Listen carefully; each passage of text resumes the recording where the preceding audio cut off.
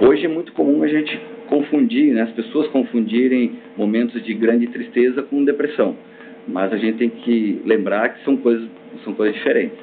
A depressão, a meu ver, ela principalmente acontece devido a uma série que são experiências de rejeição em algum momento da vida, principalmente quando a pessoa vivenciou algum tipo de rejeição muito profunda, né, como, por exemplo, uma rejeição de vida intrauterina. Também rejeições que acontecem na infância, enfim, qualquer situação que faz com que a pessoa possa se sentir colocada de lado, abandonada ou sozinha.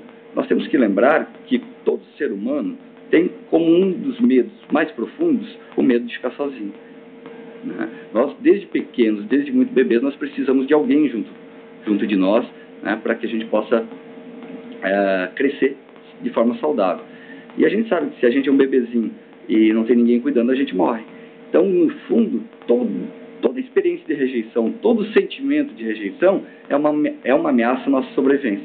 E por isso que essas experiências que estão lá na nossa história de vida podem ajudar a gente a ter predisposição a ter depressão. E é uma insegurança diante do futuro também. Veja bem, muitas pessoas negam o seu problema e quando chega para o tratamento ao profissional, às vezes o caso já está muito agravado. Então é muito importante a pessoa vir, quando já se sentir, principalmente, não tem que diferenciar muito bem o que é uma tristeza, que é natural, um evento natural, né, de um quadro depressivo. A tristeza é qualquer perda, o tempo, numas 2, 3 semanas, em média, e ela não incapacita pessoas para suas atividades. A depressão, sim. A depressão, além do tempo, né, de mais do que 3 semanas, é importante, ela incapacita parcial totalmente. É aquela situação que a pessoa já não consegue desenvolver normalmente suas atividades, tanto no dia a dia na sua casa, como no seu trabalho ou no seu estudo. Pessoas deprimidas ou até mesmo sem terem detectado a doença acabam buscando auxílio em atividades alternativas, como festas e amigos, sem saberem da importância que tem um tratamento psicológico. Infelizmente, um número muito pequeno de pessoas deprimidas vem direto ao profissional de saúde mental, em particular o psiquiatra, até por estigmas, por preconceitos. E na maioria das vezes, quando chegam, já chegam agravados. Então, é muito comum as pessoas buscarem várias alternativas, até por aspectos culturais, depois buscam outros profissionais e, por último, é que acabam chegando no psiquiatra, por isso que nós já recebemos os casos mais agravados. Com relação à questão da depressão, a primeira questão seria realmente verificar quanto tempo ela está já convivendo com esse problema. Se esse problema já se tornou crônico, então é hora de procurar uma ajuda, alguém especializado. Alguns tipos de depressão exigem que a pessoa, para ela ter condições de enfrentar aquela situação, que ela seja medicada. Então existem medicações próprias para que ela possa reagir frente ao problema e até para poder ir em condições de fazer uma psicoterapia, por exemplo, procurar um profissional que vai ajudar ela na questão do problema emocional, né, a tratar esse problema, mas que ela tenha condições de levar a sério, por exemplo, um tratamento ou uma psicoterapia.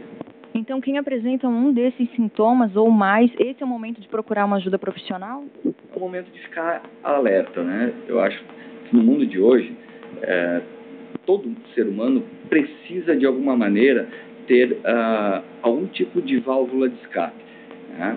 Quando a gente está no fundo do poço, a gente precisa de uma ajuda profissional, certo? Então, infelizmente, as pessoas só procuram os profissionais realmente quando elas já estão numa fase avançada do problema. Não vou nem chamar de doença, vou colocar como um problema mesmo. Então, às vezes, por ser muito tarde, o tratamento ele passa a ser mais demorado também. cada caso é um caso, mas a maioria das pessoas trata por um tempo e continua tocando normalmente sua vida, inclusive a partir já de um determinado ponto do tratamento. Mesmo em tratamento, elas acabam desempenhando normalmente as suas atividades do dia a dia. Então, tem pessoas que às vezes só tem um episódio e vão levando sua vida normalmente. Tem algumas pessoas depois que reincidem, e aí é o transtorno depressivo, e tratam. Mas o importante é tratar precocemente, e a maioria absoluta das pessoas hoje, quando tratadas adequadamente, com medicamentos principalmente, e também com psicoterapia, quando tem indicação, segue sua vida ao natural. Então, felizmente, o índice de sucesso do tratamento hoje aumentou muito e as pessoas acabam tendo uma vida normal, muito próxima da normalidade. O psicoterapeuta César tem algumas dicas de como evitar o problema. Eu diria para você, amigo que está em casa, que a melhor forma de a gente evitar hoje sofrer com esse fenômeno chamado depressão é a gente rever nossos conceitos de vida. Né?